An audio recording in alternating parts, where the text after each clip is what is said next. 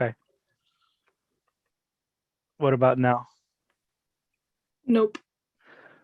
Dr. Angulo, can you share your screen? What do you want me to put up Okay, there? everybody else is able to see. Yep. Okay. Yeah. So everybody else can see us. So we're going to go. Okay. So go ahead and just start really fast. We'll do the stuff at the end. So I'll go ahead and who's going to introduce Dr. Angulo? We're going to have Madeline introduce our speaker. Okay. Well, hello, everybody. My name is Madeline Babb, and today I have the honor of introducing our speaker for the evening, Dr. Marco Angulo. So Dr. Angulo began his post-secondary education at East Los Angeles Community College. He then transferred and graduated from UC Berkeley with a degree in Chicano Studies. And after graduation, he attended medical school at UC Irvine with a and participated in a specialized program, which was PreMedCC. And this program was designed to train future physicians to address health disparities experienced by Latino communities. Dr. Angulo then accepted a faculty position at his alma mater and served as the Director of Diversity and Inclusion and continued his work with PreMedCC. And he also served as Chief Medical Officer at a federally qualified health center. And now currently, Dr. Angulo is a faculty member with Alta Med Family Medicine Residency Program. So Dr. Angulo's passion is to identify and challenge disparities that are present in healthcare. So in 2012, he created the Health Scholars Program, which is currently one of the largest volunteer and clinical experience organizations in Orange County. And beyond his career, Dr. Angulo is an avid baseball fan and has a goal to watch a baseball game in all 30 Major League Baseball stadiums. And he also had a very good night last night. So now it is my pleasure to introduce our speaker for the evening, Dr. Angulo. We have a poll for everyone. Oh my goodness. Yeah, I saw it come up. We need a Padres option. Right? First off, I'd like to thank you, Ben, and the leadership. Madeline, thank you so much for the introduction. And Rachel, thank you for being here and organizing everything and for setting this up. I know it takes a lot of effort to do this and to get everybody together. And I appreciate all you guys do, I really do.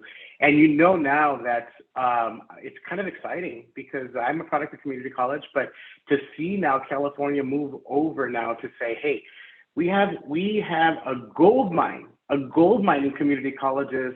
And we can go ahead and if they become physicians, they become amazing physicians. So focusing on that, I think is wonderful. So you're all here on a Friday afternoon. It's crazy. You could be somewhere else. You can be enjoying social distancing, safely social distancing, going out for the night. You can still do that, right? But you're here, and that shows dedication. So like Madeline said, my name is Marco Angulo. I'm a medical doctor and in family medicine, and I'm the director of medical education at Alta Med. And Alta Med is one of the largest federally qualified health centers in California. Now, what that means is when I was going through medical school, I thought that my whole goal and vision was to work at free clinics. And I wanted to see where I grew up in my community, where there was no medical care. And I was like, the only way I could do that is to go through that process and work for free clinics. Federally qualified health centers actually offer an amazing service to everybody. So a patient cannot get rejected from a federally qualified health center, even if they don't have money to pay for it. So if a patient comes to me and says, doctor, I need my care taken by you, I could magically wave my magic stethoscope and say, you know what, don't charge this patient. It's okay, we're good. And we have other things to reimburse, and it's just a wonderful place to work because we take everybody. So I did start my journey when I was 26 years old at East Los Angeles Community College. And I started a little late because I was a professional musician prior to that. So I found myself taking just one course. I'll take one course, see what happens. My dad wasn't really happy with it because I had barely graduated from high school. And he's like, man, you gonna try this again? And it was in Chicano art. And it just kind of, that class just blew me away with just the culture where I grew up, and it got me really motivated and inspired to learn. And I had so much fun in it and met just amazing mentors that I actually ended up wanting to serve the medically underserved community in the Latino community. That's what I wanted to do. So I took a lot of sciences at East LA College, and eventually I transferred to UC Berkeley, like Madeline had said, and I was a pre-med. And then at the age of 36, I got accepted to my first, to a medical school at UC Irvine. And, you know, I still remember my father and my mother being at my white coat ceremony, which happens on the first day of medical school. It's where the faculty doctors, they put on a white coat over you and they say, welcome to the family, and you're inducted into this profession. And I just remember my dad saying, how did you do this? What is going on here? You were like the black sheep of the family, right? And some of the most memorable times for me in medical school were holding that human heart in my hands, a real human heart that we were doing surgery on, you know, holding a patient's hand until their last day and being in support of endless families. You know, those are the things that I just loved about medical school, and I learned so much. And if I were to do it all, people ask me that, would you do it all over again? And in a heartbeat, oh my God, I can't even think about doing anything else. It's just the greatest profession I've ever been a part of. The day I graduated medical school has always been a special day in my mind, because my father passed away shortly afterward from cancer. And he got to see his son graduate and be called Dr. Angulo on stage. And that was a real, just for him, mind-blowing. And he was so mind-blown that it blew my mind. So I was like, wow, this is amazing. It's not. And I still remember that day. See, my dad had a sixth grade education, and he was always pushing for a better life for me since coming from Mexico. So I hold that day dear in my mind. I just wanted to share that memory with you too. So thank you for having me. I'm honored to be here. And let's, if it's okay with you, if we can have a little bit of fun on the chat. You guys are already so active. You've already put your schools, which we know, like what schools on. Yes, 70% Dodger fans. Thank you for that. Really appreciate it. So I'm not gonna, and 5% Red Sox. And then so if you can go to your chat, I just want to get a pulse of and don't type anything yet. Get ready to type. I'm going to ask you a question. And then when you answer it, put it in there, but don't hit send. Okay. And then when I say hit send, then I want to see the answer. So when you think about, when you hear somebody that comes in, you're sitting next to somebody and they say, hey, how's it going? I'm pre-med. Don't type, don't hit send, but right now, type in there when somebody says to you and they identify as pre-med at your community college or at your, you know, wherever you're at, what comes into your mind? What are some of the things or words that come into your mind? If you can now take 2 seconds to type it in there, and now go. I want to see what you guys think about this. So we have welcome. Let's see, bio. Yikes, good luck. Genius. Doctor, empathetic, new friend, dedicated, STEM courses, excellent, student, science, smart, doctor, smart, organized, chemistry, aspiring doctor. Wow, the list goes on. Kim, wow. So if we went on, and I always do this, and we keep going and put it on the whiteboard, all of a sudden it starts kind of teetering toward, competition. I think somebody had mentioned it, or oh my goodness, my spot in medical school. Sometimes people say, what they call a shark, or it gets more competitive on the competitive side, because they feel like, you're giving up that's my spot in medical school. So one more time, what do you think that, get ready to type in, what do you think about when you think medical school? No, don't press it yet. Ready, go. Bones, hard. Wow, money, cutthroat, very competitive. hard, tough to get into. Death. Okay, wait, so you gotta tell me a little bit about competitive, no sleep, competition, straight A's, dedication, loads of studying, might fail. All right. Half of my life would be spent in school, dream, expensive. All right, these are great. All right, so last one, and I promise, but you've given me a wonderful glimpse of what's in your mind. What do you think about, get ready to type, but don't put anything in yet. What do you think about when you think about doctor? So then think about this. When you think about doctor, somebody says, oh, that person's a doctor. Or I met a doctor.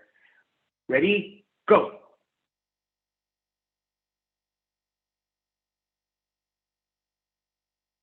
Dedicated, the dream, a lot of work, success, prestige, an honorable title, helping people, rushed, lifesavers, dedication, hardworking, overworked, empathetic and smart, lifesavers, smarts, elites, motivated. Oh, that's great.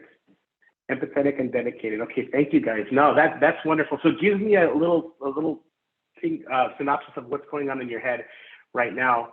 You know, I've always been amazed by the fact that people can feel. When I was at Berkeley, it was a little after transferring from East LA College to Berkeley, it was a little competitive there, and people were like, oh, not sharing the notes and whatnot. And then you talk about, like you guys said, like medical school is just hard. You know, I think somebody mentioned death, and you know, just wow, it's just really difficult, right? And then you have this profession that people, it's like the prestige, the, you know, some people say altruistic, and you wonder, where does that training happen?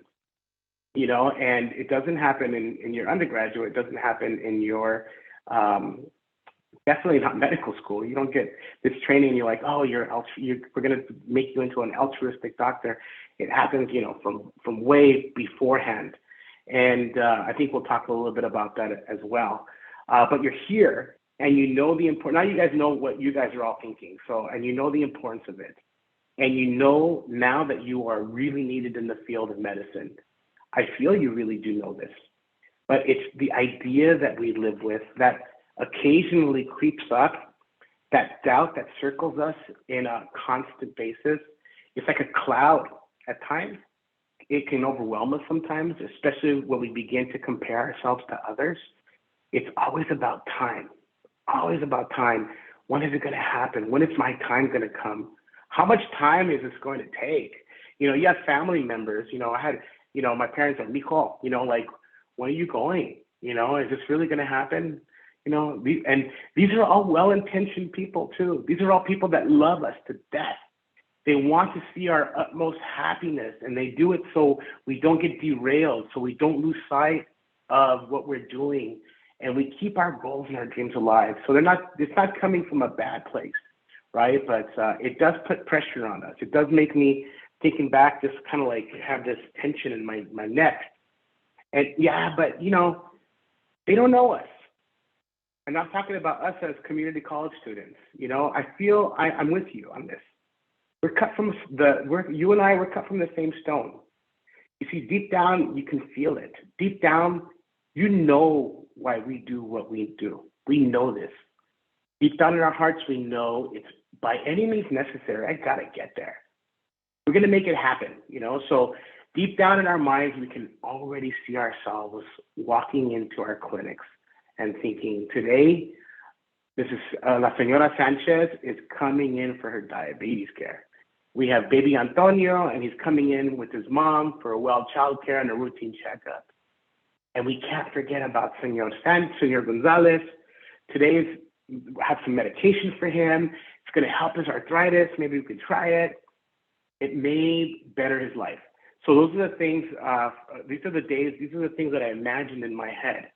This is what I did every day. This is why we picked up the bio book or memorized a list of reactions in organic chemistry, or even tried to master that force, the masses, the pulleys, all the physics stuff.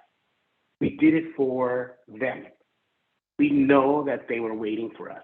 We knew that We know that no one, really no one, can give them the care that they deserve but us. No one can do it better than us, and no one can do it better than me. And you say, why? Because I know where my patients have come from. I know the communities that they've lived in. I know because I'm from that community. I'm from wherever my patients have come from. So we convince ourselves, and we need to get this done. And this is why, and this is what my life as a pre-med was. Every biolab had a future patient in my head.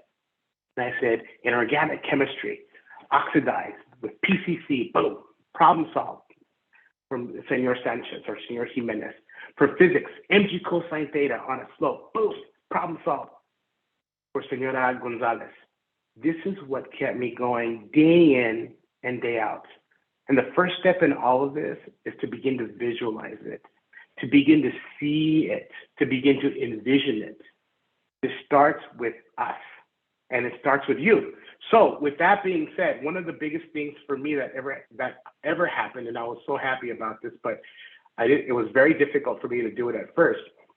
I want you to go on the chat, and this is the last thing I'm going to do on the chat, but I think it's so important.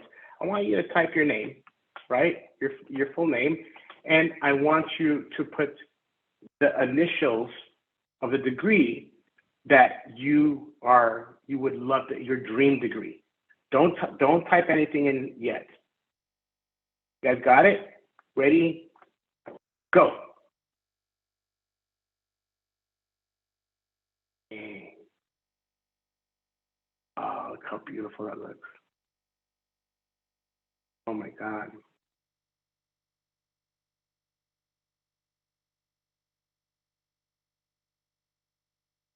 Don't want to make me cry. Well, this is it, right? This is where it starts. And this is where you have to carry this all the time with you. You have to take it, you have to write it, you have to repeat it, you have to put it up on your wall, but that's it. And I've been doing this since community college. I remember I was doing it in my dorm room at Berkeley. I put it up, people would laugh at me. And I'm like, man, if I don't believe it, nobody's gonna believe it. So I gotta be the first one to believe it, right? So I hope you guys carry that with you and you guys continue that. I did want to show you something, and Juven, if it doesn't work, it's okay. We could bypass it. But could we put up the doctors wanted? And trust me, if it's okay if it doesn't work, we could just bypass it. And it's up. I'm on my other computer and I could see it. Can you guys? Could everybody else see it? You know what, Juven? I think because you have two screens. Juven, do you want to try sending it to me? And I could probably pull it up. I have my laptop open as well. I can try bringing it up.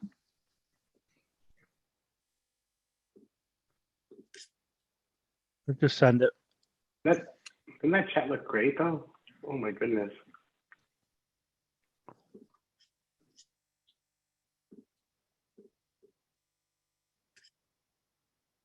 Daniel Aguirre, doctor. Chris Amaya, MD. Felicia Orwolo, MD. Nathan Lindstrom, MD. Julian Lopez, MD. Samantha Green, MD. It's like a graduation from medical school right here, right? It's amazing. Okay, I've got the PowerPoint.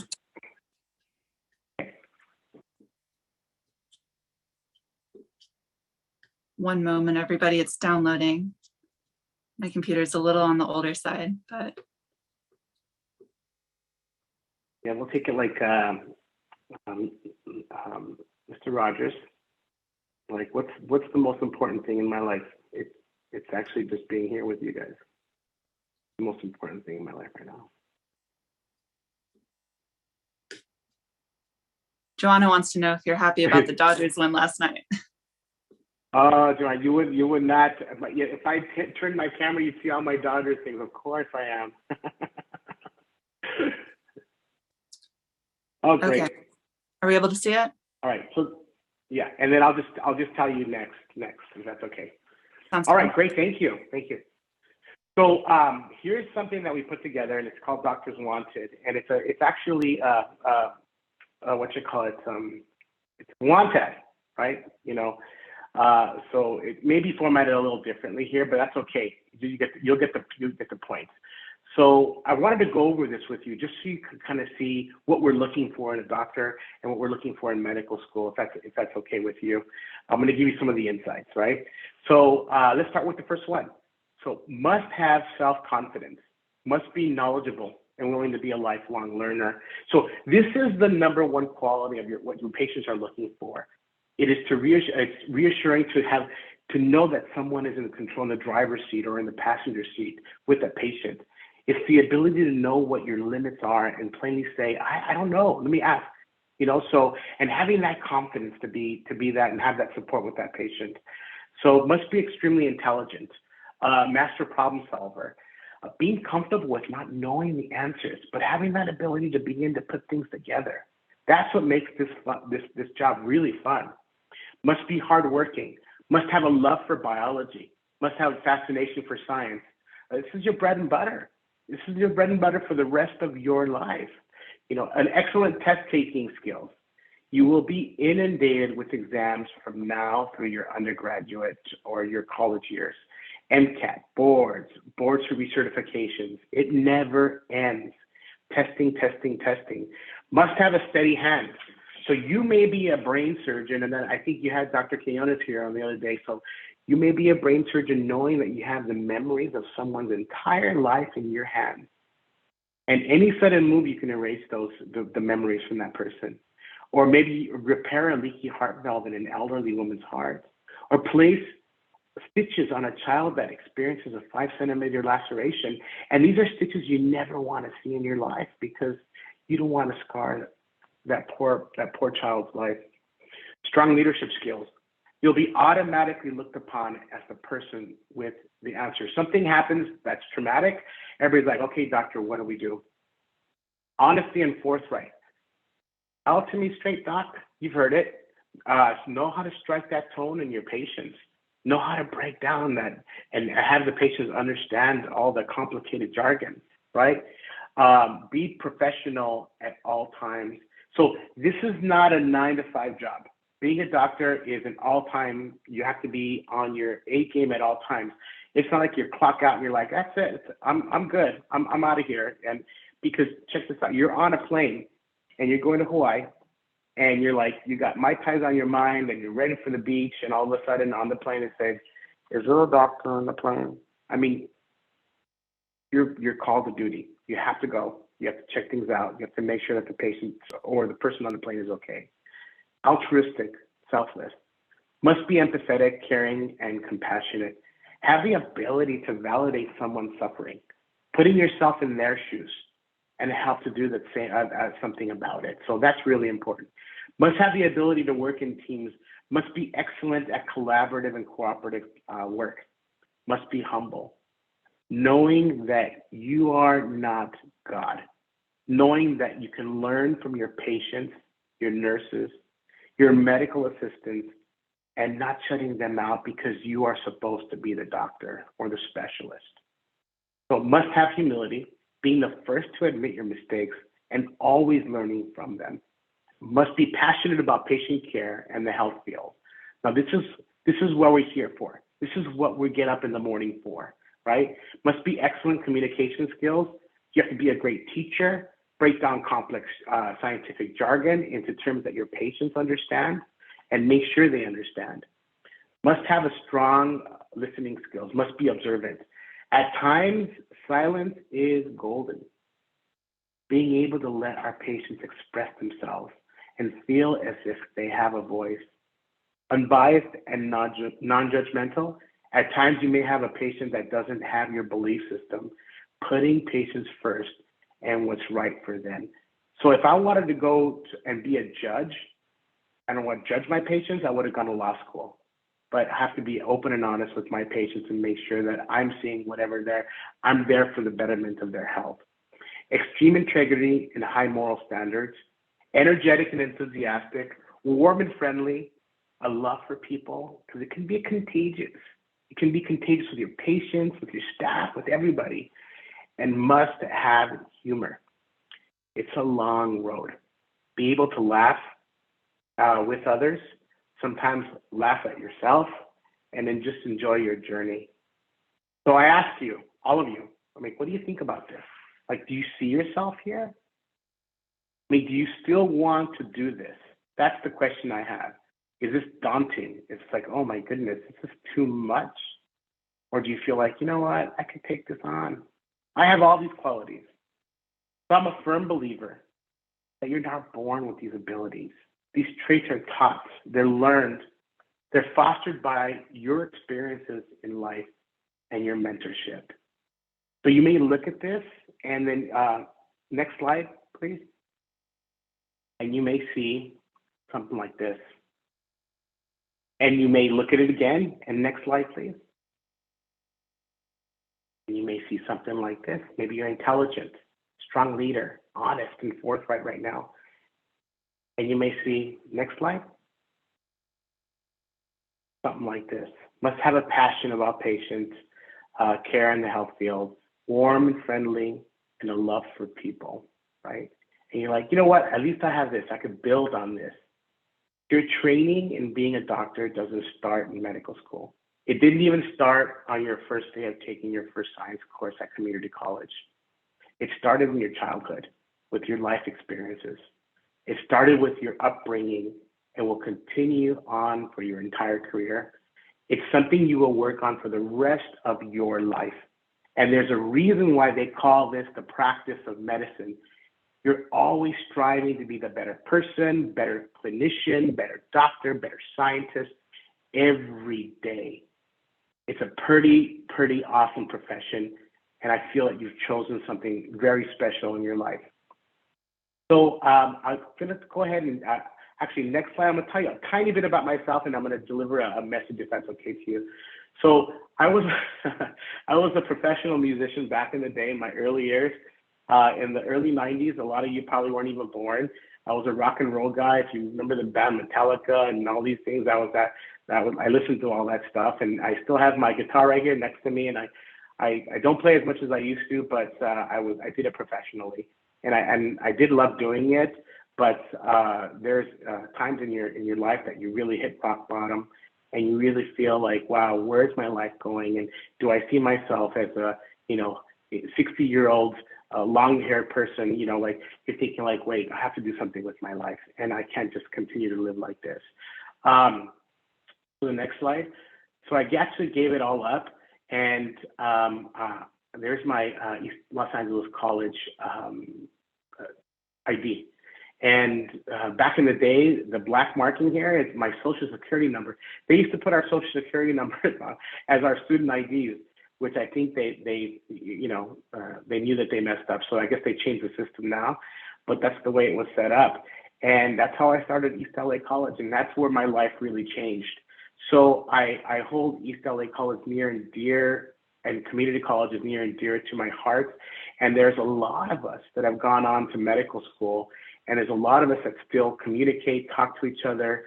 There's a cardiologist that went to community college and I call all the time about my patient care. And it's wonderful to see where they're at now and how they've progressed through the process. So I have one of my really good friends is a vascular surgeon. So he gets in there and he prepares veins. He's an amazing guy. He went to community college in Yuba City. So I went to medical school with him, and it's a place where, for me, it gave me a second chance, and I'm so grateful for it. And anything I can do to give back to the community college system in California, I will. Next slide. And here's the website. This is my last year of medical school. That's my match day, and that's where I chose. They pick like the NFL draft where you're gonna go and practice medicine, and it's a pretty neat day. And then the next one, here's a picture of my father. Actually, he never cries, and he was showing he wore his heart on his sleeve that day. And I'm like, Dad, why are you crying? And he goes, I don't know. It's just so emotional, so I miss him dearly, but it's really nice to see that he got to share that journey with me. So next slide. And this is my last slide, but this is now, it's come full circle. And there's Senora Sanchez, pretty cool. People that I dreamt up with, back in the day, and now I get to be there for them on their journey. And for me, it's just magic to have that opportunity to be there and to serve and to lower the barriers of any social determinants of health that they're embarking on, and making sure that I'm accessible to them in any way I can. And it just makes me feel like it's a dream job. That's why I said practicing my dream job. So next slide. I think, and that's it. So then you can go ahead and put us on full screen. I do have a message for you, and we have till 6:30, right? Right, or no, 6, okay. But before I deliver this message to you, you got to know a little bit about the messenger. So when Madeline was reading my accomplishments in my CV, you think, wow, oh my goodness, this person has had a pretty successful career so far, must have come really easy for him, super smart, top of his class. Well, I gotta tell you, these accomplishments always leave out the blood, the sweat, and there's so many tears that we go through in our journey. We condense this and show only the victories, leaving the mistakes out and the failures out, and we leave them on the cutting room floor. So my CV doesn't have the day my life hit rock bottom, and sleeping in my rehearsal studio because I had nowhere to go. My CV, nowhere in my CV is there a time that I didn't have, to tell you about the time I didn't have a penny to my name, stressing out and asking myself, how am I going to pay for rent? And walking into an organic chemistry final, And my CV doesn't show the countless pre-med advisors that told me to take a different route, that medicine was not for me, that I was too old, that I was too dumb, that I was too soft. You will not find my 3 failed MCAT scores. And the time I fell asleep in the middle of one of them, because I didn't get to sleep the night before because I was so stressed, thinking if I don't do it now, my career is over. You won't see the 29 rejection letters that I received when I applied to medical school, and the countless tears each and every one of them brought to me. And I always said, maybe this career isn't for me. But we remember all those times that have shaped our lives, whether good or bad, like if it was yesterday. And more importantly, we remember who was there with us to celebrate all those amazing times, And with every patient interaction, you bring in all of those life experiences. It's the idea of that transference where you see a family member and the patients you're helping, you want to go that extra mile because they deserve it. And your endorphins and clinics are going like crazy. Mine go like crazy all the time. Now, remember all those patients that we made up in our minds when we were kind of going through medical school and I was pre-med, Senora Sanchez, Senor Jimenez. You saw Senora Sanchez right there. They're all there. They're all waiting for you. And just before you knock on the door, you think about how are you going to make this visit a very special one for that wonderful patient? That's what I always tell myself. And when you enter the room and you hear that click at the door and the door closing, that's when the magic happens. It's such a beautiful thing. I want to share this with you. I want to make sure that you have that same feeling. I don't want to keep this just for myself because it's such that patient-doctor interaction, that specialness, man, you can't beat that. And I always ask myself, how did I get here? How did I get here? every success that I've ever had in my life, I attribute to mentors, to my coaches. And for that, I'm so grateful for them. And I think this is why, for me, professional is personal. And I continue to try to give back to others. I see this as a way of honoring those before me that have given me so much. And I didn't do it. I could not have done it by myself. I'd like to leave you with a message, though, because I see myself in you. I really do. And I haven't even met you personally. But you're here on a Friday. That's crazy. That's awesome. I believe we are cut from the same stone. I said that earlier. My message to you is that we need you. We need you here. Please realize how important this moment is for you and for us, because we know how personal it is to you. And who better to do this than you? When I first started my journey to serve the underserved, I thought everybody wanted to serve the underserved. Everybody wanted to help. They all wanted to get in there. As I continued through the profession, I realized that there weren't as many as I thought. And it really took a special kind of doctor to commit themselves to the underserved community. I believe that you are that special kind of doctor. So we now predict that there is, by the year 2032, there will be a shortage of doctors between 46 to 121,000 doctors. The question that every medical school is asking right now, where are these students? Where are they? I can tell you, you're here. You're here. This is where you are. I saw that panel of all your names MD, your name's MD. So you're here. But there's only one person that can stop you from doing this, and that is you. But if not you, then who? Who will serve these people? Who will serve this community?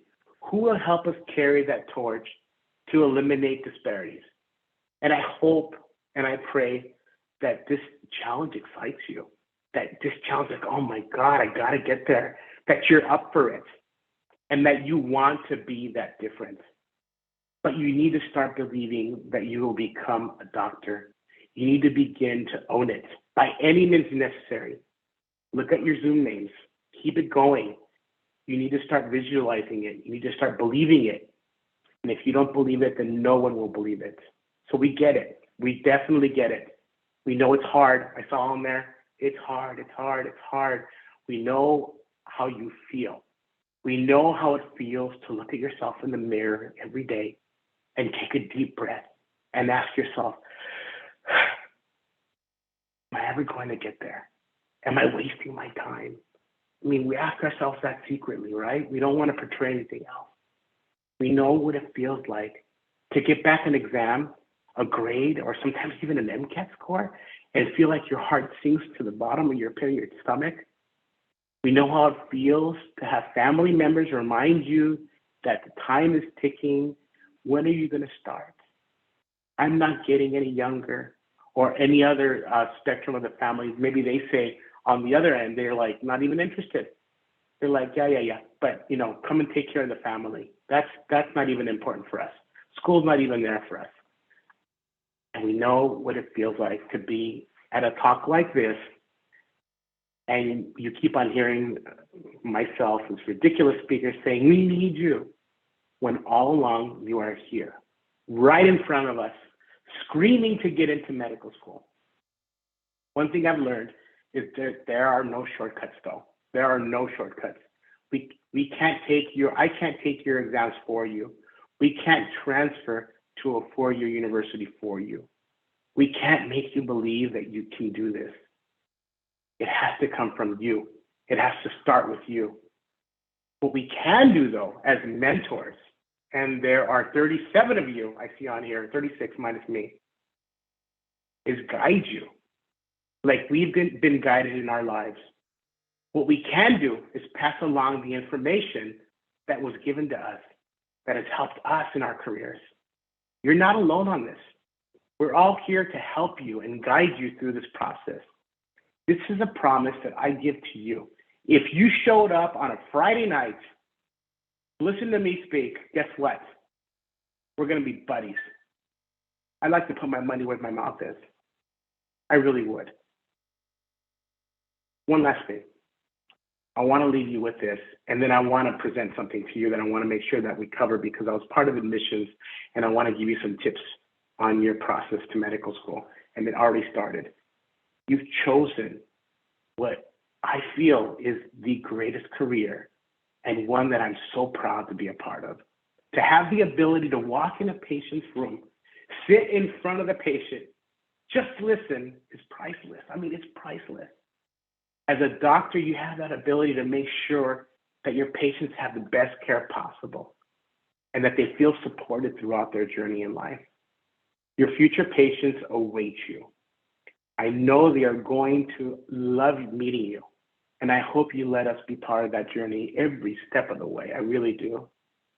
I've been a pre-med advisor for over 20 years. I used to work at East LA College, and I worked at UC Berkeley, and I've met with hundreds and hundreds of pre-med students. And I was also part of the admissions committee at UC Irvine for medical school. So I have a lot of experience in this realm, and I've seen a lot of applications every year. UC Irvine used to have 5,500 applicants a year, and we would have to go through every single one of them. And it just made a lot of sense to me how the whole system was made up. In fact, now, for the days when I used to work at Berkeley in 2002, 2003, 2004, these doctors now, the people that were my students are now working with me at Ultimate.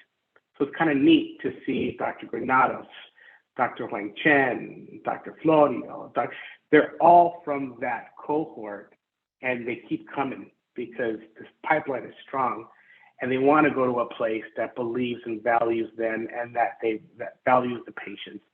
So that's one of my joys, is to see that. I'm going to go ahead and put up a presentation, if that's okay with you, and we're going to go over a few things of it's called Your Road to Medicine, Pitfalls to Avoid on Your Journey. So I'm going to go ahead and flip it on here.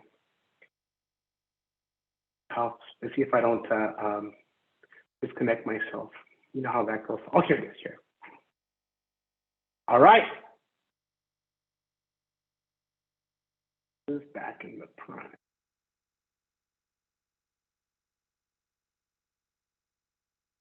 Okay. So a lot of us, think that the journey toward medicine is one shot, community college, right to medical school. And a lot of you think that, oh my goodness, yes, I have to be perfect. Everything in if I get an A-, no, if I get a B-, my career is over. That's it, I'm done. Well, community colleges, it's A, B, C, D, so there's no minuses or pluses, but you say, if I get a C, my career is over. Oh my goodness, if I get an F, forget it. I can't even apply to medical school. In actuality, you kind of heard my journey a little bit, right? The road sometimes goes this way. And you just, once again, you tell yourself, point A to point B, doesn't matter how you get there. It matters that you get there. And every curve, you can say that every curve on this bent arrow, is an experience, and it's a life experience that you've chosen that is going to actually make you a better person and a better doctor. So that's something to consider. But the number one thing that I've found out after meeting with hundreds and hundreds of pre-med students is that not everyone takes the same trip. So there is one thing that was at East LA College when I was there, and was at UC Berkeley, and it's this 4-year plan. And the 4-year plan is scheduled. You could download it, you can follow it. And it always made me cringe a little bit, because we are not all one size fits all, right? Everybody has either to work full time, to work part time, or take care of family. So you have to do it your way. Could it get done? Absolutely, absolutely. And here's what we're going to talk about. So the number one thing that always came up is this feeling of falling behind, this feeling of like, man, how come that person's, ahead of me now? Or how come that person's going, Oh, and then when you get closer to medical school, oh, they got into medical school. When's it going to happen for me? You know, so comparing yourself to others is the most powerful thing that a student, you know, has to work with.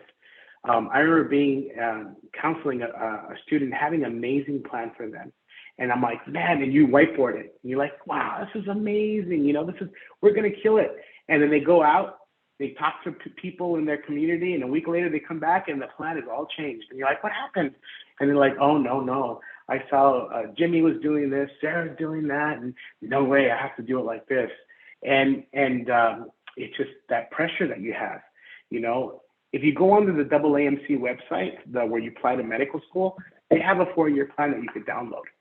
It's already set for you, and I want you to go through it.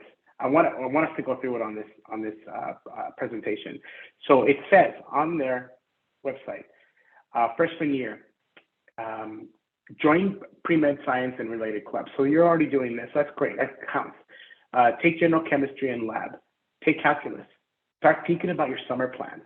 Get exposure to the healthcare field, hospitals, clinics, labs, and get into research lab, right? So that's the first part you do. Sophomore year, now you're going to take organic chemistry, take biology, start thinking about your major, continue volunteering at the hospital, continue research, because you got into research your freshman year. Take leadership positions at a club. So if you're already, hey, the leadership board here, you know, they got it all set up. Meet with your advisor and discuss your program. Possibly take summer school if need be. In the summer, get a job. It's important to learn what it's like to have responsibilities of a job. Let me tell you right now, at community college, I would say a good majority of us were working full time while we were going to school. So if I'm seeing this, I'm like, oh my goodness, where do I fit in this? You know, how can I make this me? And I'm already behind, right? Junior year, then you transfer. You go to UCLA, Cal State, you go to, you know, UC Davis. You take physics and bio there, attend college fairs and presentations from recruiters, continue leadership with pre-med clubs, continue research, continue clinical experience, participate in pre-med conferences and other campus activities, contact and get information from medical schools that you're interested in applying, start making decisions about the type of medical school you want to attend, take the MCAT while you're doing all that, meet with your advisor, ask him or her when recommendations are due, request the letters of recommendation. Have you guys already started doing that? Leave the school in the summer, apply to medical school. And your senior year is the easiest. Take physiology, anatomy, and other advanced science courses, finish up major requirements, go on, interview medical schools, get accepted to medical school, prepare for graduation. And in the summer, you can relax. That is your one time that you're going to relax, because you're going to start medical school right after that.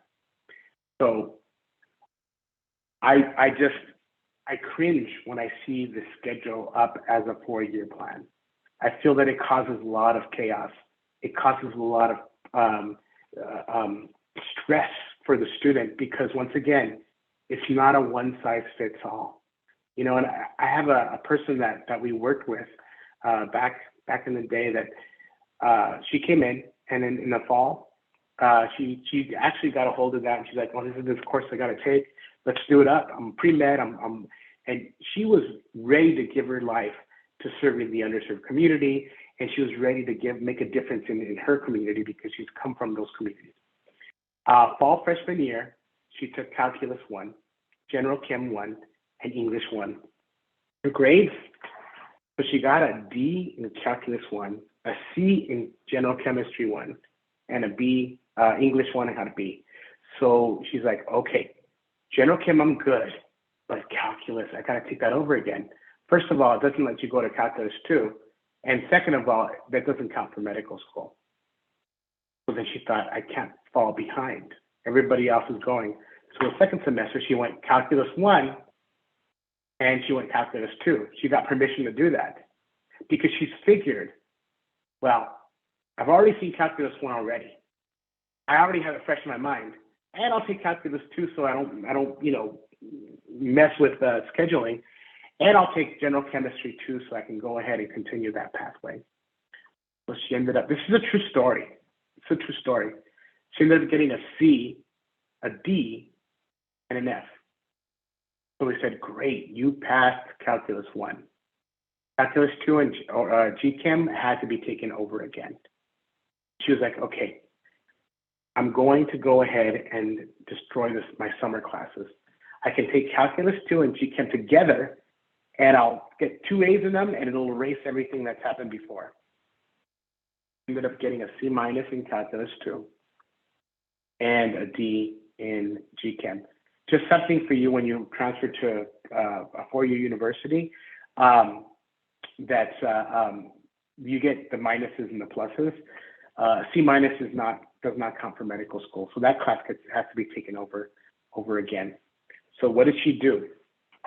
She actually said, you know what? This is my last hurrah. If I take Calculus 2 and I take GChem 2, because I've already seen it, it's okay, it's in my mind, and I add on OChem in there, and I do great in all 3 classes, I'm on track. That's it. I've done it.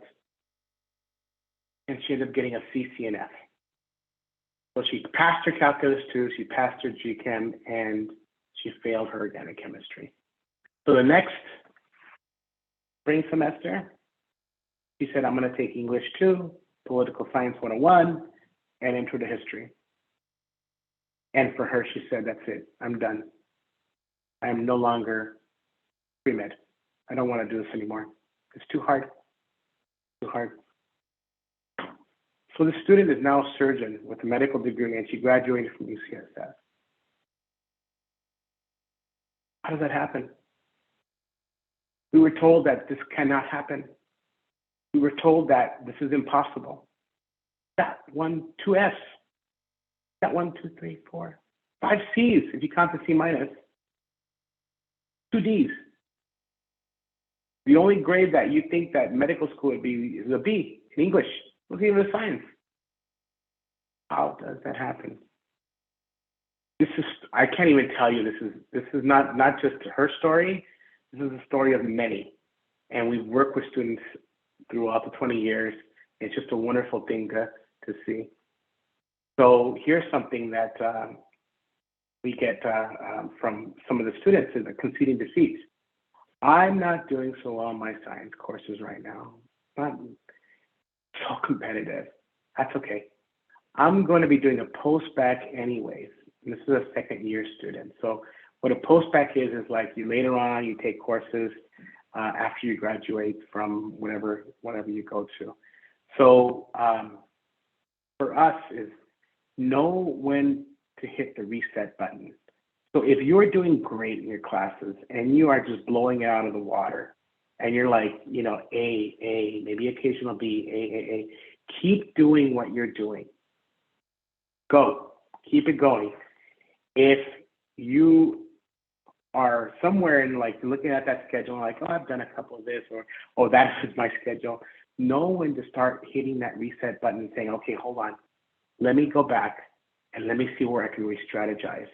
And I'll tell you what that UCSF person did, the surgeon. She actually hit the reset button, got her, said, you know what, why am I doing this?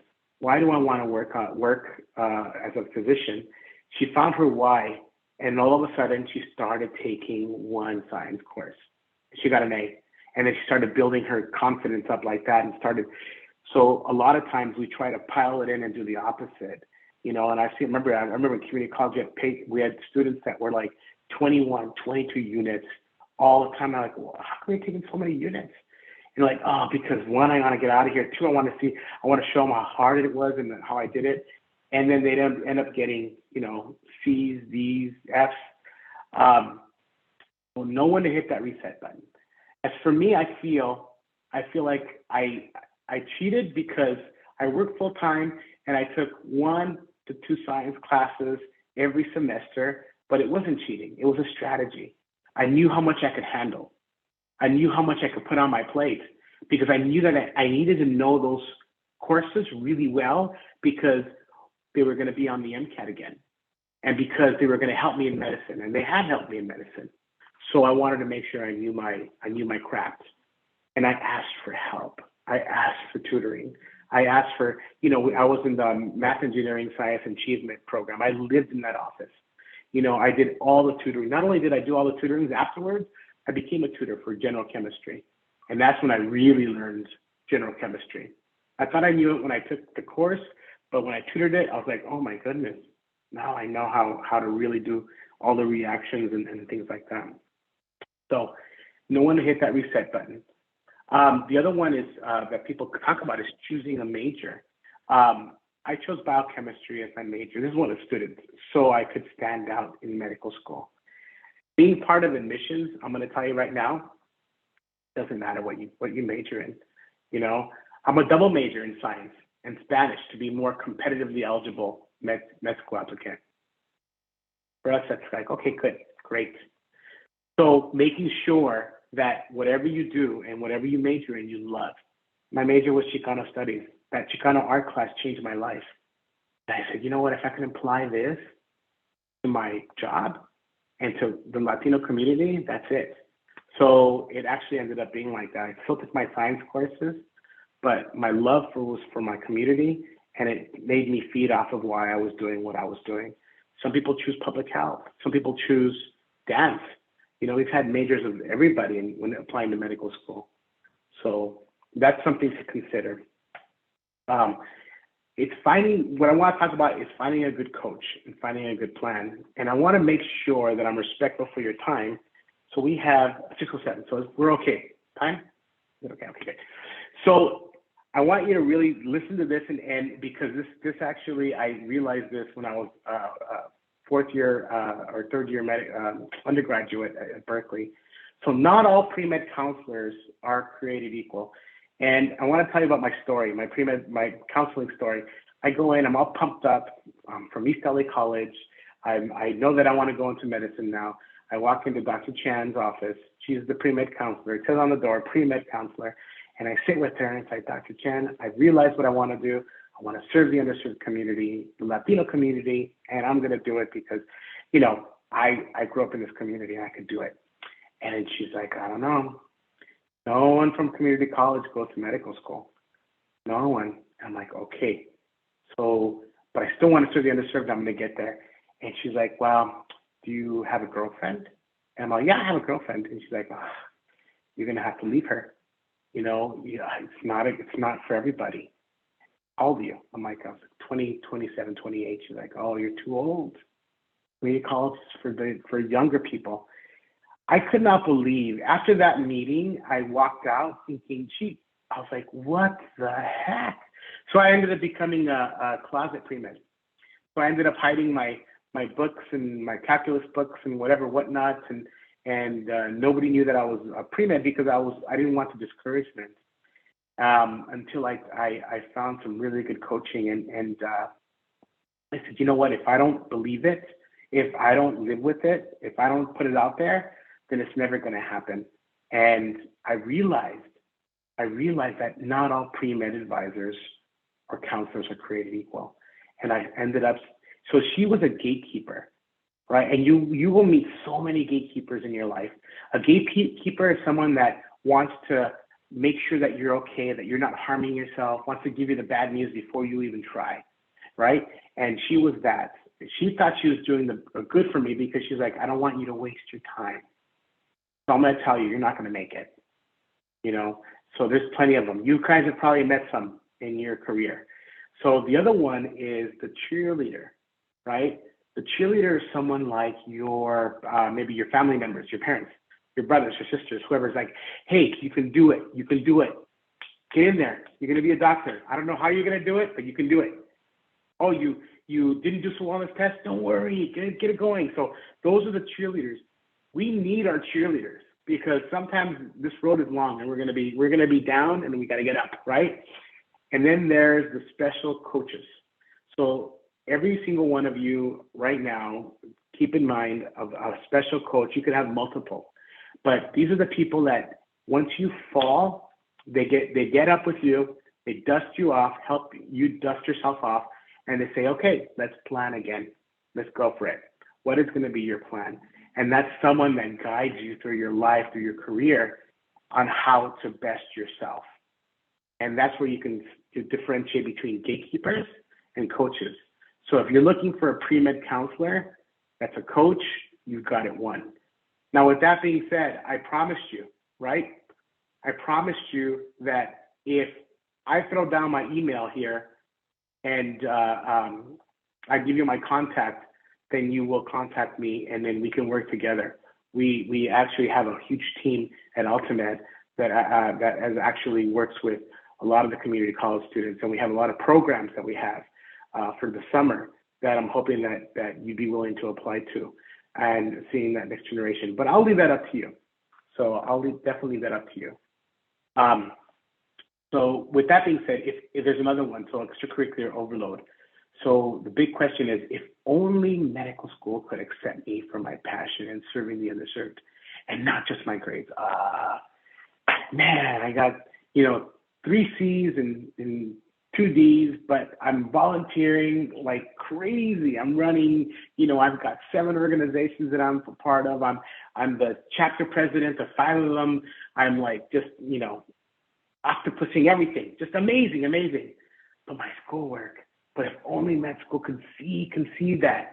Let me tell you right now, what they're looking for is someone that has a good foundation. Well-being, family, finances, relationships, that is your biggest pillar. Grades and academic come next, and then at the end, your extracurricular activities. Never have I seen someone get in just because of their extracurricular activities. So let me tell you why, and I hope this makes sense to you, because it's not a bad thing. So grades matter in admissions, but maybe not because for the same reason that you think they do. I used to think that you needed to be like walking on a tightrope, and that every single class you took had to be an A or a B plus or an A plus. And if you didn't get that, then you were done. You might as well just call it quits for medical school. They wanted to see perfection, right? That's not the reason why people are looking at these grades for that. The reason why people are looking at these grades are because they want to make sure that you're going to be okay in med school. They want to make sure that you can handle the workload that's going to be put in front of you. So going to med school is like, the only way I can describe it is like turning on a fire hydrant, turning it on full blast, and putting your mouth over it. That's how fast the information comes at you. And you have to be on your A game in academics in order to take that load, right? There's a lot of help though in med school. In fact, I'm going to share with you guys this, that once you get into med school, 99% graduate. It's pretty awesome. You have to actually really want to fail out of med school to fail out of med school. So this whole idea that you have to be perfect is not real. The idea that you have to know that you know how to study, that you know how to prioritize your time, that you know when to do your extracurricular activities and when to pull back, and when to take a big load of 21 units or 22 units, or when to pull back. That's what we're looking for. And that's what that surgeon did. And I want to bring her back because she calculated how she was going to be doing her class and coursework. And she started ramping up little by little. And at the end, she was taking a full class of science courses. But at the end, it's like working out, It's like she had trained for the 26.2 mile run. She didn't start there. She started at running like around her block once, and then she continued to do that, take courses, get harder, and she had her study skills down. Well, she must have done really well because she matched into surgery, and now she's an amazing surgeon. So things to think about. And this whole admissions thing makes a lot of sense. So I've managed to keep my school debt down by working and going to school full time. My grades have suffered a bit, but at least I don't have to worry about paying any loans back. So this is a big controversial one. Every time I bring it up, everyone's like, oh, but student loans. Or if work is hindering your grades, either take a step back and do part-time, or at community college, you can do work part-time, full-time without taking financial aid.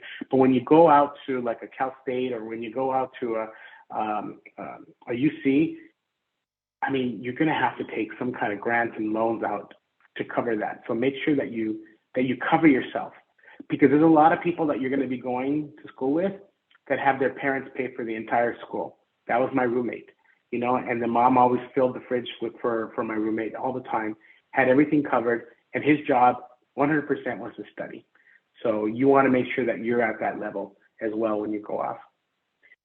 Loan is not the new four-letter word. There's a lot of changes coming on with the Biden administration, which is exciting. So a lot of loan forgiveness for serving the underserved.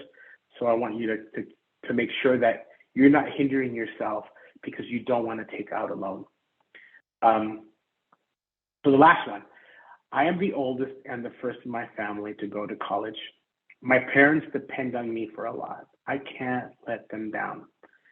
So I hear that a lot. Like, I'm doing school, I'm doing work, and I am the one that actually sets the appointments for my parents, that actually has to be there for family stuff.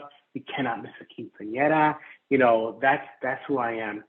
So family may not understand the rigors of being a pre-med, right? They may not understand this. And being selfish may be the most giving thing you do right now. Saying, you know what, I'm going to handle this, and by any means necessary, I'm going to take control of all my academics, make sure it's all handled, and stepping away from things. That was probably one of the most difficult things that I had to do with my family. Now my mom, you know, she calls me at any time that something's going on with me. I just wanted to run this by you. And I always say, okay, look, ask your doctor this, ask your doctor that. Let me see your labs now. What medication are you taking? Hey, mom, this one's for this one's for that. And for her, it's kind of neat because she's like, I got a doctor on call that I could ask information about. So I'm sure that at the time, I may have missed the Sweet 16 parties or quinceañeras or family gatherings or you know, but it's something that I had to do, because I had to make sure that I was taking care of things. Last one, and we have time. Yes, this is the last one. Okay, this is a big one. So I need how many letters for med school? Letters of recommendation. I knew I should have gone to more office hours. Now what do I do? This is something that I bet you guys aren't even thinking about right now. Collecting letters of recommendation, and how important, not to collect them, but how important to make that connection with people that you know. Do you know when you take a class that the worst time to ask for a professor for a letter of recommendation is right after taking his or her class? You know that? So you took a class, you got an A in Professor so-and-so's biology class, and you go right up to him and say, Professor so-and-so or her, could I have a letter of rec? That is the worst time to ask for a letter of recommendation. And you know why? It will be the shortest letter of your life. Shortest. And I've seen, and this is sometimes called the Berkeley letter, when we used to be at Irvine, where it was like, you know, just say Madeline. Madeline's applying to medical school. And she gets a letter from a professor that she barely knows. And I get the letter at UC Irvine. I'm looking over her application, and it says, yes, Madeline was my student, got an A+ in the class. And I would advise for her to go to your medical school. That tells me nothing. You know what the best letter of recommendation that I've ever seen in my entire life? It was by a student at Berkeley, which is ironic, and it was a professor at Berkeley, and this person, I remember it to this day, and she got in instantly. I mean, she was okay as an applicant, but the letter of rec was just like, oh, and it said, I'm going to change her name. You know, I'm writing on behalf of Diana for this letter of recommendation. Diana is the #1 person that I know in my life. She has changed my life, and this is like a world-renowned professor talking about this one undergraduate applying to medical school. And it made you think like, and it was a 3-page letter. And you're like, what the heck? It's crazy. How do you get that letter of recommendation? And it wasn't written by her, and he signed it. You had personal details of like how she stayed late in the lab and she was cleaning the frog tanks and she was doing this and then she did that and she helped the team with this. And I was like, oh my God, instantly. Well, she didn't end up she went to another medical school, but she ended up getting accepted to Irvine.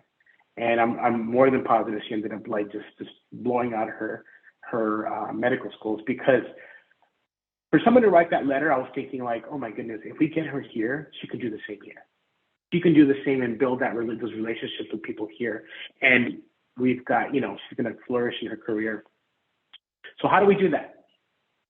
How do you possibly build a relationship with our professors? So here it is. Here's the magic formula at the beginning, right?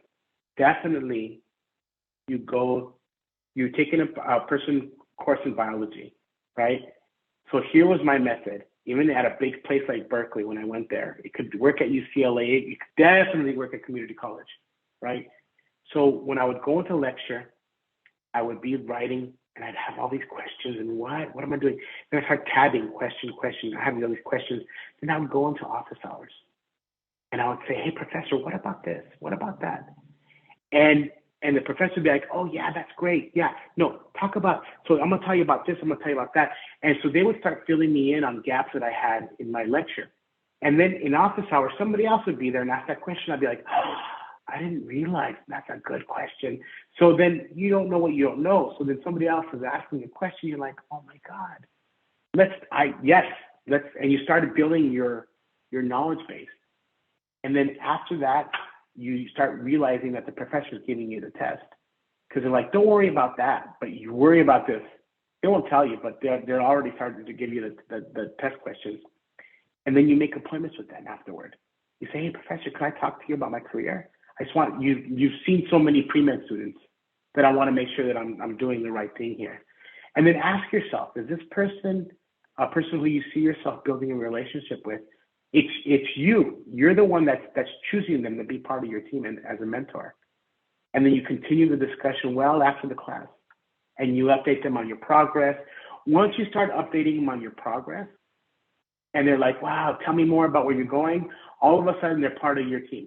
They've hitched their bandwagon to you, and they're following you through the process, because if you have any way you have success, they'll be like, oh, that was because of me. Everybody thinks like that. Oh, that was because I gave Rachel some advice and now she's off to medical school. Yeah, I know Rachel.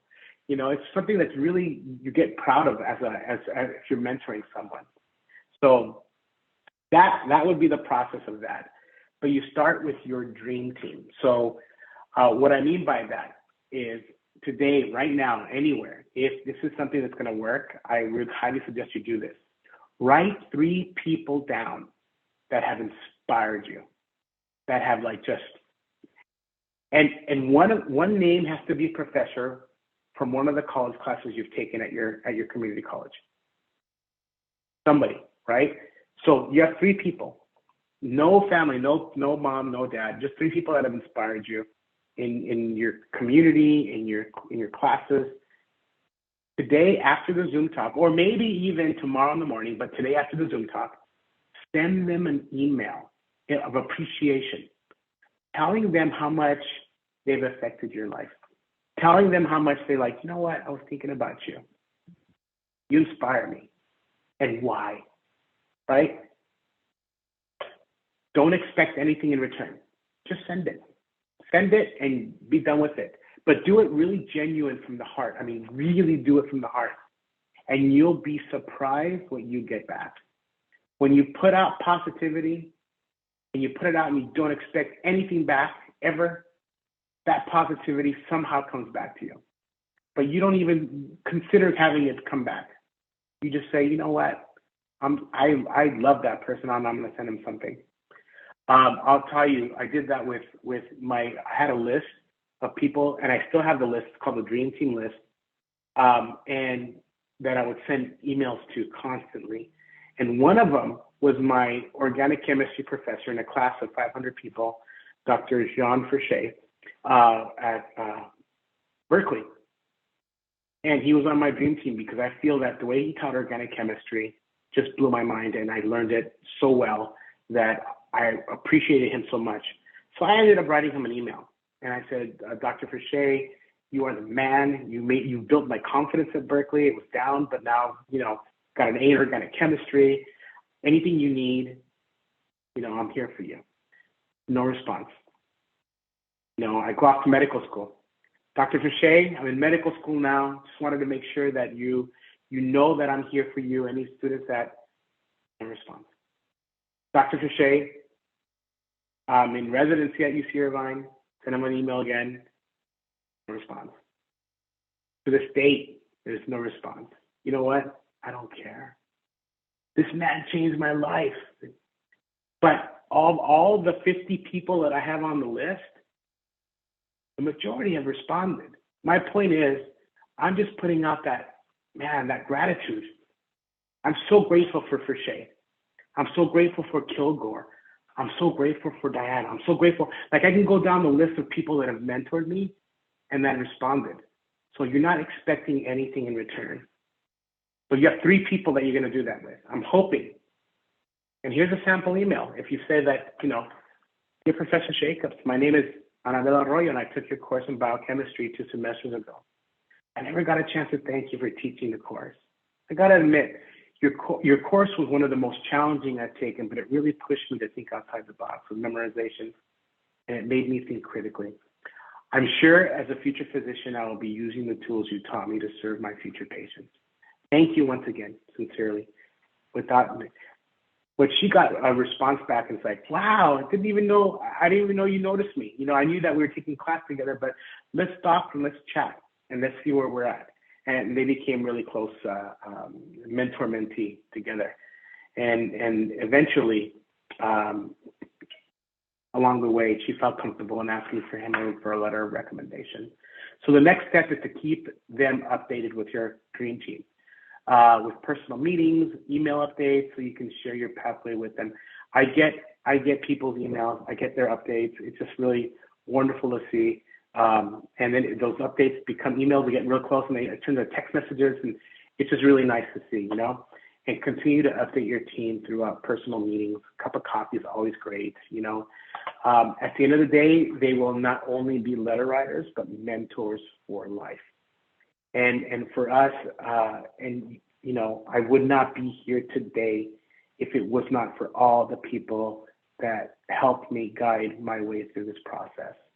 And for us, for me, myself, I'm going to put my email on the chat.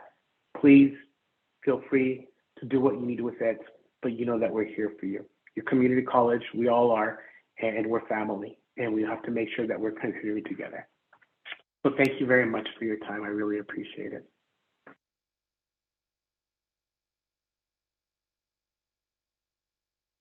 I will stop sharing. Stop sharing. All right. Dr. Angulo, there's a couple of questions, and we're going to ask them and try to get through them as quick as possible. How old is too old to start medical school?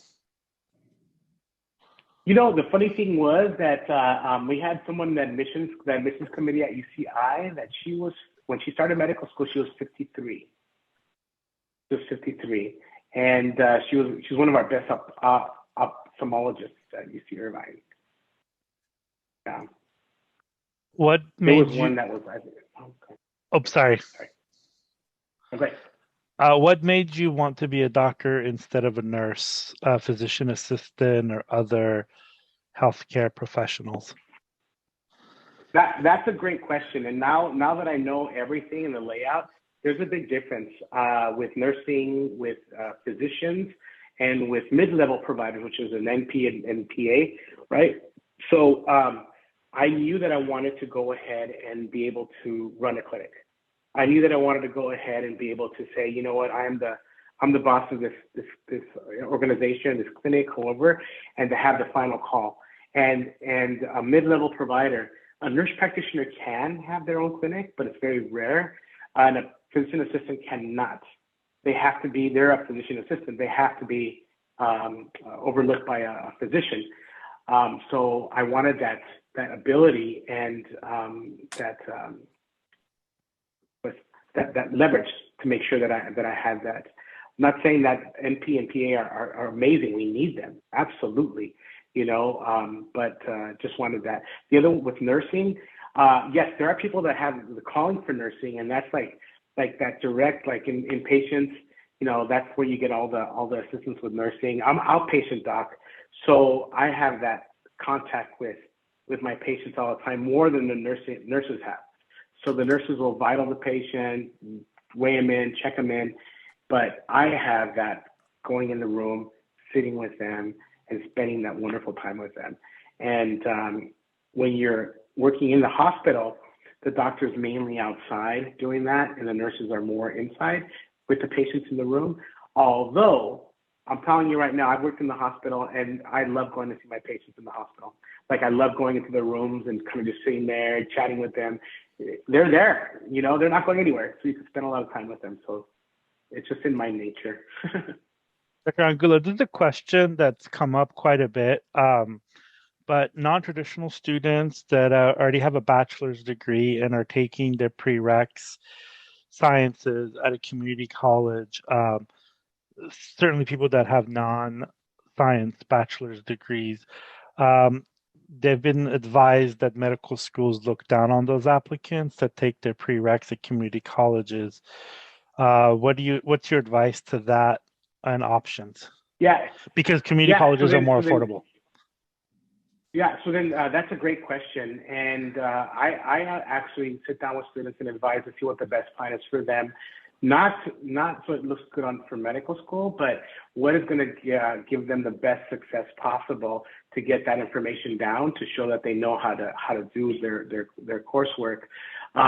With that being said, the applicant for medical school has no control of who's going to see their application. And I know that we have panels, and sometimes I cringe because somebody brings their beliefs and they say, oh, this, and you're like, oh, that must be the law. No, there's so much variation in there, and the process is so wonderful because you have people like me fighting for people that remind me of me, right? So then, and you have other people that are the purists, and they're like, oh, 4.0, and you have to have like a, what's the maximum score on the MCAT, like 35 or something like that. And you're like, that's impossible, right? Come on. So then you have to make sure when you're working on your application and you turn it in with a good coach, and you can say, is this the best we did with the application? Yes, let's do it. Now, with that being said, the question is, community colleges, if that's going to go ahead, if you're going to save money, if you're going to be, then I'm all for it. Now, if it's like a postback or something like that, I'd also want to see at least a year's worth of upper division work, like at a Cal State or like a UC Extension, to make sure that you're actually, ready to roll. You're trained for that marathon that we talked about, the 26.2 miles. That I don't have to worry about the fire hydrant hitting you, and you're gonna be like, oh my God, it's more for the person's safety, to make sure that they're revved up and ready to go. But it's not like if you go in and you're like, oh, look, they cheated the system and it's, they have community college. It's not like that. But with that being said, you will have panelists or people that say, oh, don't take community college courses after you've gotten your graduated because it'll look terrible. And that's not true. That's not necessarily true. And you mean by the upper division classes like biochemistry, molecular cell? Yeah, well, okay, so the community colleges don't offer upper division classes. Right. So then you'd have to get them, from it. Here's what I tell students all the time, and I think this is very sound advice because I got that from our dean of it, Dr. Peterson, when she was the dean. I'm looking for people that have taken courses that are similar to my medical school courses. Like like you mentioned them, like microbiology, biochemistry, virology, pharmacology. So you're going to be hitting all these courses in medical school, right? And we want to make sure that if those are the courses you're taking for a postback, then when you get in, you're going to hit the ground running. You're gonna be like, ah, seen this before. Case in point, I took endocrinology with Dr. Tyrone Hayes over at Berkeley before I entered medical school. That time that we did endocrinology in medical school, that class was so easy for me in medical school because I was taught so well with Dr. Hayes that I didn't even have to go to class, and I aced that class, that test. And I was thinking, man, if I had done that for all of them. But once again, it prepares you for that next step. He's actually speaking in a few months. This is a question about advice on college majors. You know, should you major? What do you do if you want to do a non-STEM major, or how best to choose your major? Do what you love to do. Do what you want to do. You know, I went in thinking biochemistry because I was pre-med, and at East LA College, and my counselor says, well, what do you love? I'm like, oh, Chicano studies. That was amazing. He's like, why don't you do that? I'm like, I can't. I'm a pre-med. He's like, so what? You can do whatever. And then sure enough, you know, when we're looking at applications at UC Irvine, it was dance majors, it was music majors. It was kind of neat to see people. I mean, the majority are like biochemistry or molecular cell biology, but it didn't. I had people that had triple majors, and it's not part of the criteria. It's not part of that little algorithm. I said, oh, it's triple major. Let me give them more points. It's just you look at it and you're like, oh, cool, and you kind of move on. So that's just the way we saw it. This is actually going to combine two questions. What do you do when you get discouraged, which includes imposter syndrome, and how do you overcome those? Yeah, you know, the imposter syndrome is pretty strong. You know, I gave you guys a technique today, writing your name, comma, whatever your degree is, because you got to believe it, and then you got to kind of live it, right? But it's definitely knowing that, okay, so when I was in medical school, there was a lot of smart people, people were like with photographic memories. I don't have photographic memories, you know. I have to see things 4 or 5 times, but once I see them the 5th time, I got it, right? People would see it once and I'd be like, oh my God, how do they get that? On page 35 of the book, or they'd be like, on your slide number 10, second paragraph, and then, you know, I'd be like, how did they, incredible. So I always think about what my special power is, right? And mine is, I feel I can go into a patient's room and I can get the most out of that patient. Nobody does it better than me, you know, and I really, really believe that. I'm sure for you guys will see your superpowers as well. Maybe that's it as well, you know, and for me, imposter syndrome, there's no room for it because I am the specialist at that. I am the specialist in my community, right? I would rather myself see the patient than any other doctor that doesn't understand the community. So that eliminates the imposter syndrome for me, right? Because I know that and then once again, you're going through this process and you're like, oh, but I'm not there yet. But you can still start thinking about, this is why I need to do it. I need to be there. If I don't do it, then who's gonna do it? Are you gonna count on somebody else? You know? And I'll tell you about medical school. I would say 60 to 70% are legacy. And I've gone through this. And if you're first generation kind of going through the process, you're like, wow, everybody knows the profession. You know,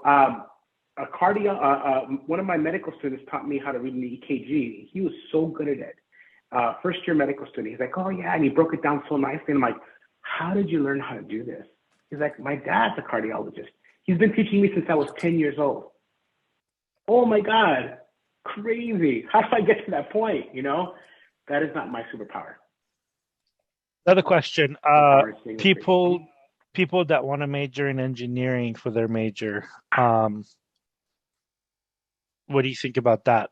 And they are physicians that have engineering. Yeah, that's great. I think right now, the major is you're doing it once in your life. There is no requirement for medical school of what you want to major in.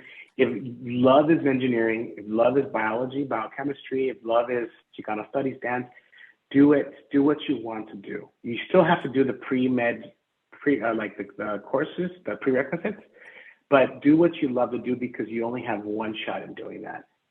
And sure enough, those engineering majors always come up with the coolest tools or innovations as physicians. Oh, absolutely. Can you, if I would stay at community college till my junior year, should I take the MCAT during community college or after?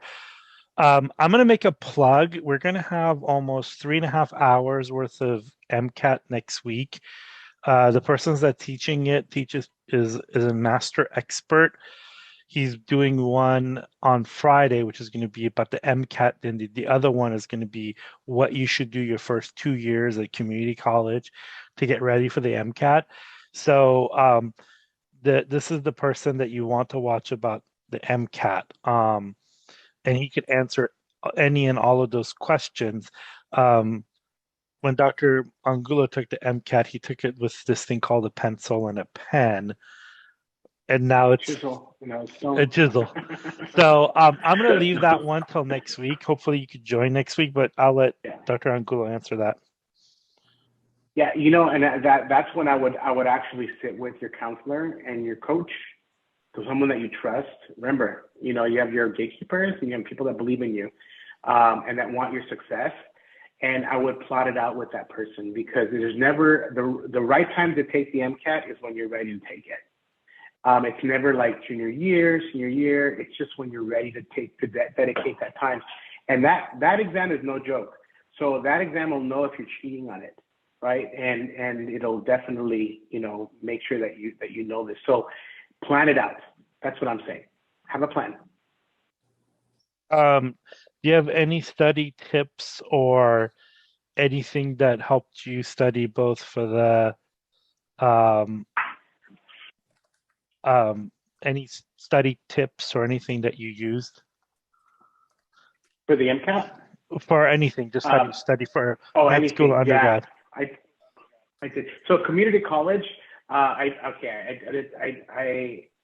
in my community college, the professor taught with the book.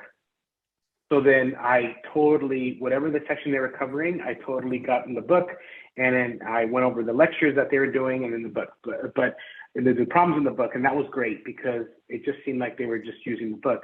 When I went off to you guys are going to go off soon to a UC Davis, UC Berkeley, any UC.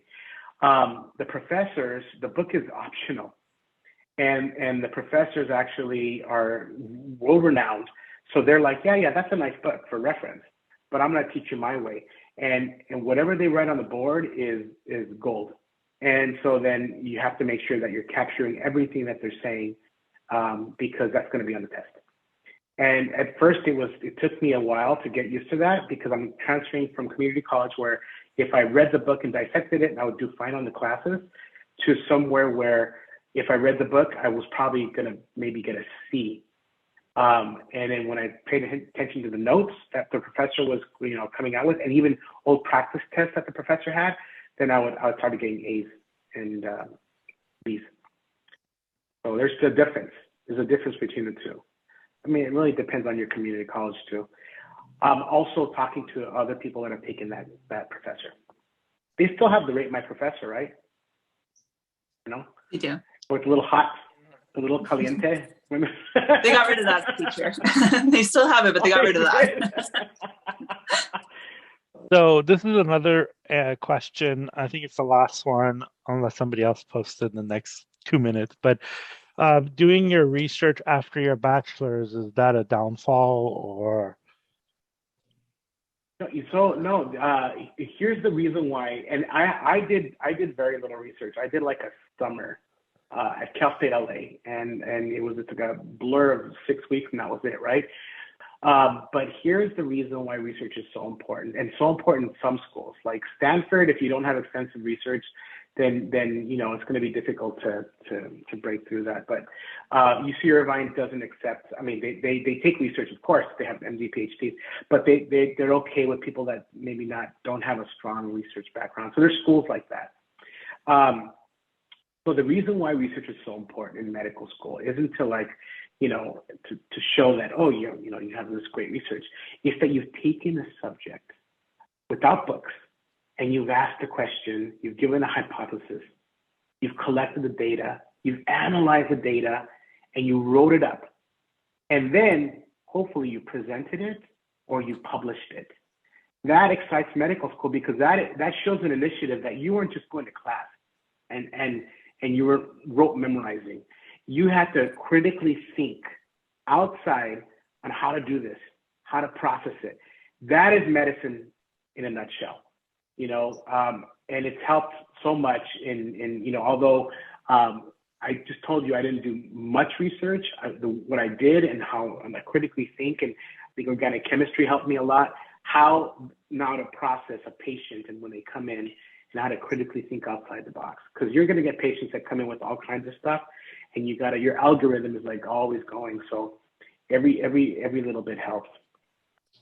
I hope that makes sense with the research part. That makes a lot of sense. I wanted to draw a little bit of attention to the chat box right now, just because we have some pretty amazing comments.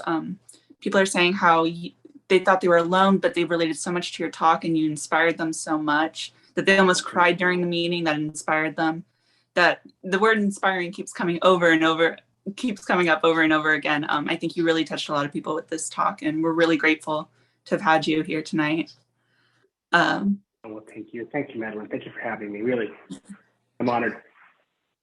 And before we head out, I wanted to just run a few more slides with everyone, talking a little bit more about PreMedCC and giving people some information on how to access the quiz at the end of this. So I'm going to run through those briefly.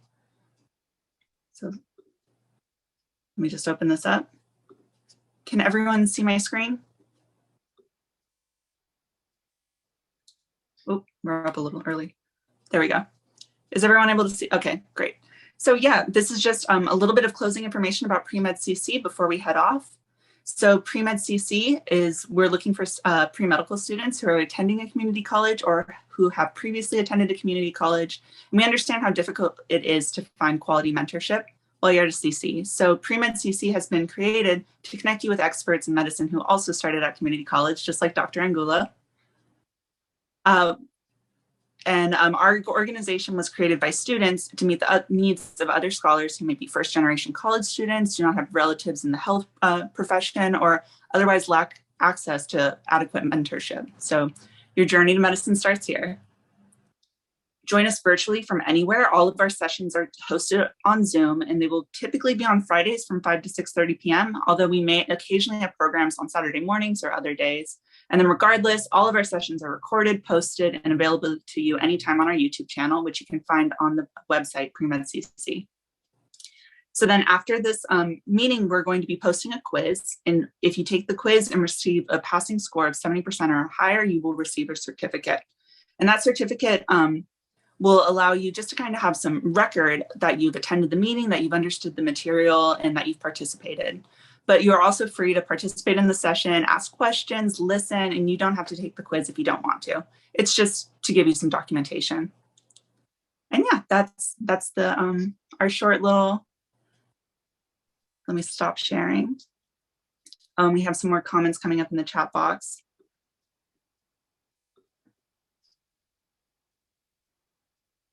Right. You had people in tears. That was just so inspiring. Thank you so much, Dr. Angulo. Thank you, Dr. Angulo, because your wife's going to get mad at us. Well, I wanted to thank you for doing what you do. It's such a big thing, and connecting the community colleges together. You guys are doing such a great job. I'm hoping that you know that us at AltaMed, we want to partner. We want to be partners any way we can. So I just wanted to appreciate you guys. Really strong work. Strong work. Thanks, Marco. See you, Matt. All right, everybody, we're going to close the session. Everybody have a great weekend and study hard.